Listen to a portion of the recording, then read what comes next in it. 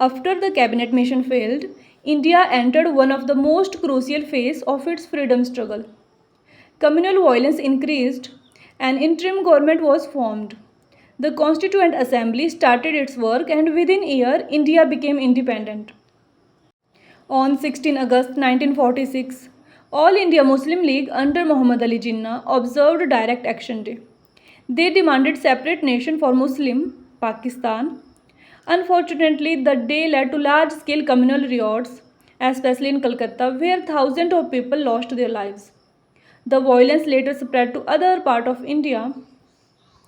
This event increased communal tension between Hindu and Muslim and increased the demand for Pakistan.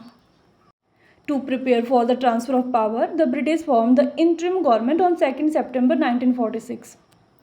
Jawaharlal Nehru became the vice president, and initially the Muslim League boycotted the interim government but later joined in October 1946.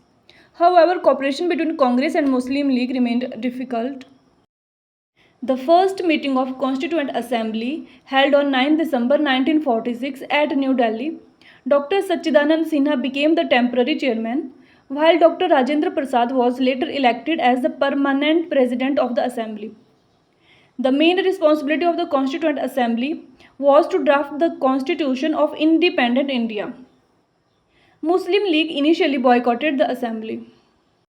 When Mountbatten became the last viceroy of India, he announced the plan on 3rd June 1947. The plan accepted that India would be partitioned into two dominions, India and Pakistan. He proposed the transfer of power to Indian leader by August 1947. Both the Congress and the Muslim League accepted this plan. Based on the Mountbatten Plan, the British Parliament passed the Indian Independence Act on 18 July 1947. The Act provided for the creation of two dominions, India and Pakistan, and British paramountcy over princely state was terminated. This act came into effect on 15 August 1947.